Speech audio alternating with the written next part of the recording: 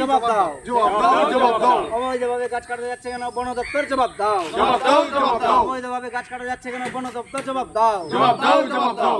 পরিবেশের ভারসাম্য নষ্ট করা হচ্ছে কেন বন দপ্তর জবাব দাও। জবাব দাও, জবাব দাও। পরিবেশের ভারসাম্য নষ্ট করা হচ্ছে কেন প্রশাসন দপ্তর জবাব দাও। জবাব দাও, জবাব দাও। তো দেখছি এই গাড়িটা কাঠ নিয়ে যাচ্ছে, তো মনে হলো একটু দাঁড়ায় গাড়িটাকে, দাঁড়িয়ে দেখছি তো গাড়িতে অনেক কাঠ। তারপরে বললাম যে আপনারা গাছগুলো কাটছেন, তো কোনো পারমিশন আছে আপনাদের কাছে পঞ্চায়েতের কিংবা ইয়েতে ওই রেঞ্জারের কোনো পারমিশন আছে বন দপ্তরের? তারপরে ও বলছে যে না, কোনো কিছুই পারমিশন নাই। উল্টো যেই গাছটা কাটছে ছেলেটার ঠিক নাম জানি না, ওই বলছে আমরা মান্থলি দিই। তো মান্থলি কাকে দিচ্ছেন? তারপরে আর কিছু বলছে না। কবে থেকে গাছ কাটা চলছে? গাছ কাটা তো কবে থেকে বলতে কি দীর্ঘদিন থেকেই গাছ কাটা চলছে। আপনি পারমিশন ছাড়াই গাছ কাটতে চলে আসলেন? আমি তো মিস্ত্রি, আমি অতটা কিছু বুঝি না। আচ্ছা, আপনি যখন গাছ কাটতে আসলেন তখন পারমিশন ছিল না?